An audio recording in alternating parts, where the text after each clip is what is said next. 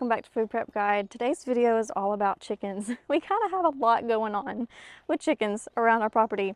We have multiple flocks going on. We have a broody hen, we have new babies, and we finally got our hands on the rock stars of the chicken world. I'll let you meet them in just a minute. They were a birthday present to my now 10-year-old daughter who has been obsessed with these chickens for years, but we've never had a flock of our own. So we got those.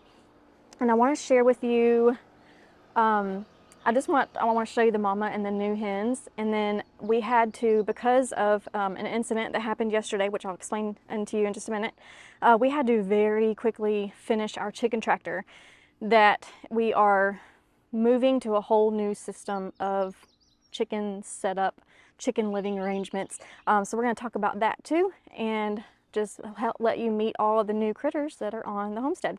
Welcome to Food Prep Guide. My name is Jordan. I'm a homeschooling mom to 3, living on 3 beautiful acres with my wonderful husband. A health crisis forced our family to change the way we think about food. Unfortunately, it also put us in financial hardship. Thankfully, the solution to both challenges was the same: to live off the land as much as possible. For us, that means growing a garden, preserving the harvest, raising chickens, and cooking from scratch. It's definitely a family affair. And friends too. Meet Stacy, researcher, author, and lifelong learner. She entered the world of food preservation in the crazy days of 2020. She joined a gleaning co-op, and a local grocer offered her clearance produce in bulk, and so the adventure began. Together, we're reclaiming the old ways of food stewardship and teaching them to the next generation. If there's one thing you should know about us, it's that we love Jesus and seek to steward his blessings wisely. Our table always has room for one more, so y'all come join us. Okay, first up, here is our new mama, and we have 2 new babies so far. Looks like the other one is hiding up under mom, so you can only see one of them, it looks like.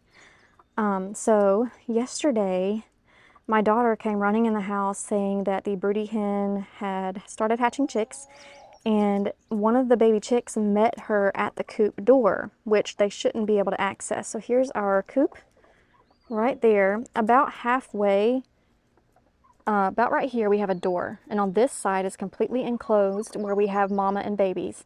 And then on this side is open for all the chickens to go in and get shade and get cool during the heat of the day.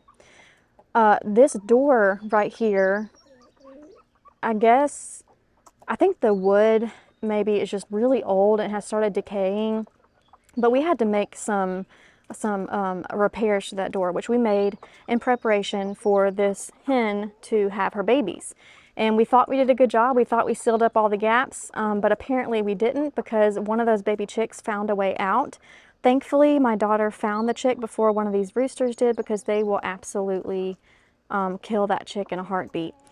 We just harvested our garlic, by the way. That's everything you see here. Nothing goes to waste. All of the garlic wrappers and the greens and all of that went to the chickens, and they're still enjoying that. But anyway, it was just a hectic moment of, we have to find housing for this mama and babies fast. And we have multiple projects going on around the homestead, trying to redesign the way that we run our chicken setup. So in this little chicken tractor that you see here was my daughter's silkies, which she got for her birthday. We'll meet them in just a minute. That's the rock stars that I was telling you about. They look like they have little afro puffs, and that's why we call them rock stars, just for fun. Anyway, they were here, and we didn't have any safe place for this mama and babies to be, immediately. And like I said, those roosters, it didn't, look at them getting all those bugs up under that chicken tractor.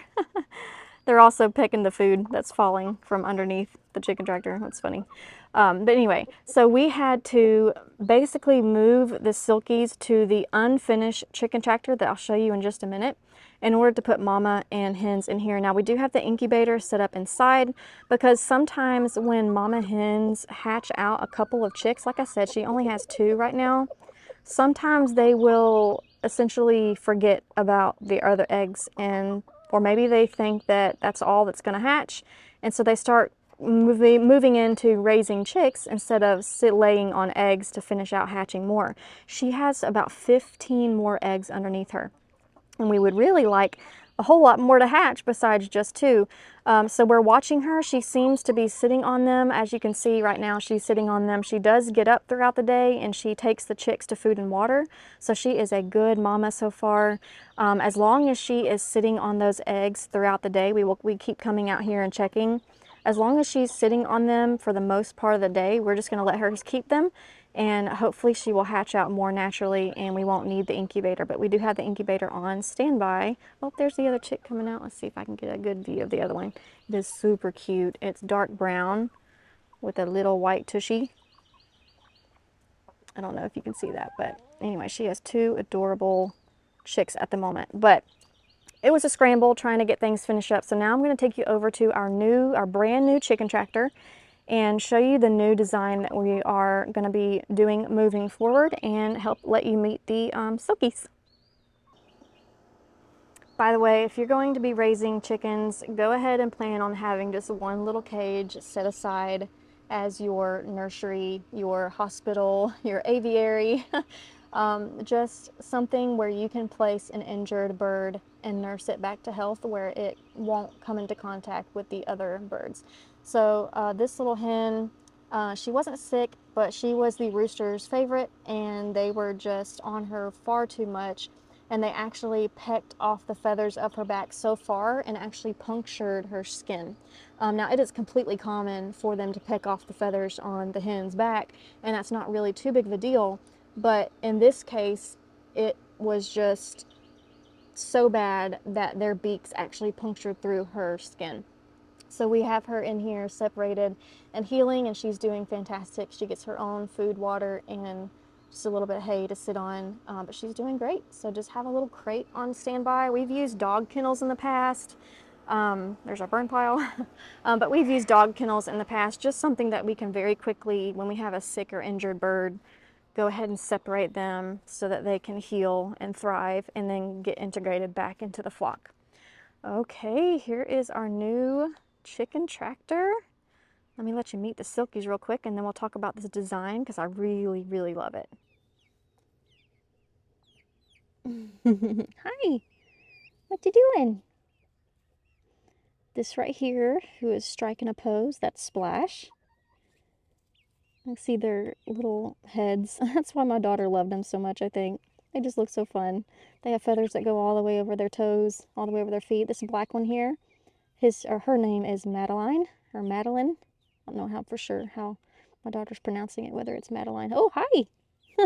We also have some Buff Orpington chicks. These are, well, they're not really chicks anymore. I guess they're more like teenagers. But they are, let's see, they're about 2 months old. My goodness, I don't even have food. I don't even have food, and y'all are just coming up for lovins. Y'all are sweet. Yeah, y'all are sweet. I'm petting them off camera. I don't even have food, and they're just coming up and hopping in my lap. Sweet birds. Well, that's why we absolutely love Buff Orpingtons. They're very kind, very gentle birds. They're excellent egg layers, and even the roosters are kind and gentle. Whoops. Knock over my camera. And don't poop on it either. Don't poop on my camera, okay?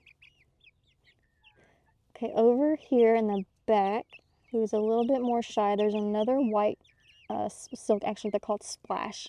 They're white with some gray patches. Those are called Splash silkies, I guess. We're new to silkies. But her name is Sally. So we have Sally. Hey, hey! We have Sally, Splash, and Madeline. What are you doing? What are you doing? I don't have anything. Okay, let's talk about this chicken tractor. Okay, this chicken tractor design is very basic, and I think that's why I love it so much. But it is not finished yet. Like I said, we had that kind of chaotic day yesterday and had to move a bunch of chickens around and find a safe place for that mama and hens. We want our silkies to be separate from all the other birds because we do want to have purebred silkie chicks and start raising a flock of them. This says this is 2 hens and 1 rooster that we have here. So the goal, the overarching goal is to, I'm kind of trying to zoom out because basically from the garden from here all the way to the wood line here, and from that pole this way towards the house will eventually, Lord willing, be a fruit orchard. And in order to prepare the ground for that, what we would like to do is create a total of 4 chicken tractors so that we can have some for our strictly egg-laying hens, which is this flock right here, our silkie flock, which will hopefully grow and grow, and then we want to have another flock for our barnyard mix, and we are highly considering no longer free-ranging, although because it is on a chicken tractor, we're still getting all the benefits. The birds are still getting all the benefits of free ranging because that will be moved to different and fresh land every few days. So they're getting fresh grass, fresh bugs. They're not decimating the soil. It's not turning into a mud pit.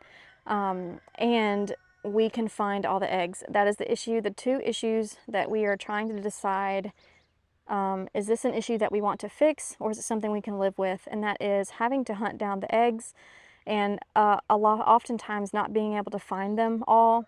And number 2, just the poop everywhere. I mean, it's just our back porch, our front porch. We have tried to put up fencing around our back porch area, and it just doesn't matter. It doesn't seem like it matters what we do. There is just poop in places that we don't want poop on. So that's why we're considering moving to this route. But the reason why I mentioned the fruit orchard is because we want to line up the chicken tractors from where the fruit orchard would start, which is here, and go all the way here near that phone pole or power line pole, and basically put them all in a row and move them every few days further and further out. And basically what that's going to do is help prepare this ground for the fruit orchard. Those chickens are going to be pooping, of course. They're going to be adding nitrogen to the soil. They're going to be scratching it up. Eventually we might come in here and do like one really good deep till, you know, shortly, maybe this summer before planting the orchard in the spring, and then allow those chicken tractors to just go over all of that tilled ground and then plant the fruit orchard. Now this is probably like a 2-year out plan. This is like really big picture, not something that's going to be happening immediately, but eventually that's what all of this ground will be, Lord willing, is this fruit orchard. And Lord willing, this will be a pivotal part in preparing this ground for that. So I mentioned that the coop is not finished, the tractor isn't finished, so obviously it needs wheels, and you can see the wheels there. We were out of bolts that we needed to do. My husband is wanting to do a lever system where he can pull the lever up and the wheel will kind of come out, and then we can set the lever back down, and the coop will then again be flush with the floor.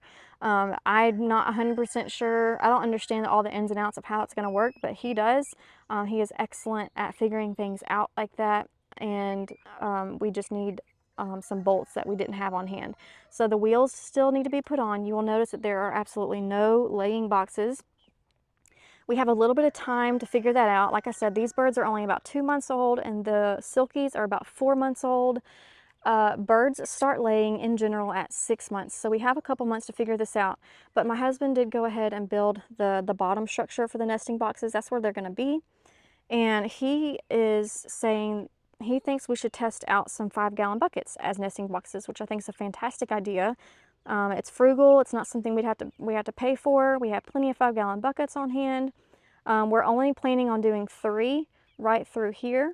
And honestly, all the chickens tend to lay in the same nesting box. You've seen, or at least I have, I've seen coops with 6, 7 nesting boxes, like a whole row of them. And maybe if you have a lot of flocks and a really large amount of birds, that's necessary. But ours tend to all want the same one. Like they will literally, a hen will stand outside the nesting box and squawk at the hen that's in there, wanting her to move and get out so that she can go and lay her egg. They fight over one box, even though there's a nesting box right beside it. I don't understand.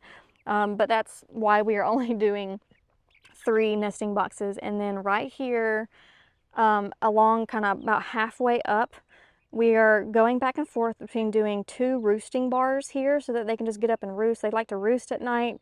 Or should we go ahead and do like a whole second platform up there with a piece of plywood? Now the issue that we're running into is we need this thing to stay as lightweight as possible because it is a chicken tractor. It's meant to be moved. We have this rope here to pull it with. We just got to get those wheels on before we can test that out. So I feel like putting a second platform right there would add too much weight. I don't know if y'all have experience. Let me know what y'all think we should do, and we will take that into consideration and I don't know, figure out what we're gonna do. But for shade, we just have a tarp, which seems to be working out good. I just love how simple this is. It's just a rectangle made out of 2x4s and 3 cattle panels. This is the exact same thing I use for trellises in my garden. And then chicken wire on top of that. Ideally, we wanted to use rabbit wire, and that's what I would recommend, rabbit wire, because the holes on chicken wire are big enough for a critter to come through and stick its paw through, and it could potentially grab one, you know, if it planned it out good enough and moved at the right time, which they will. Predators do that. But they did not have any rabbit wire at the store at the time, and they weren't going to be having any in for a while, so we had to go with chicken wire for now. But whenever that rabbit wire comes in, we are probably going to be doing this lower half, wrapping it in rabbit wire. Another thing I wanted to mention is that you notice that everything is clipped together with zip ties. Eventually those zip ties are going to dry rot. They're going to be out in the sun, they're just going to just dry, and they're going to crack open. It's not a forever type of... Well, my phone overheated and shut off on me and I didn't realize it. But the only thing I was going to say is that all those plastic zip ties, they're going to dry rot, they're going to fall off, so that is not a forever fixture. We need to go ahead and replace those with wire, which we will continue working on throughout the coming weeks and get that more secure, hopefully get some rabbit wire down on the bottom. But we will be watching the function of that chicken tractor and see if it's something that we want to stick with, see if we like the design, the mobility of it, see if it's safe, see if there's anything that needs to be approved. And once we land on that final design, which I think this one is pretty close to what we're going to do, we want to multiply that by 4 and get that ground prepped for the future fruit orchard, which Lord willing will happen in about 2 years. We'll see. We'll see how that goes. I hope y'all enjoy getting to meet all the new critters around here.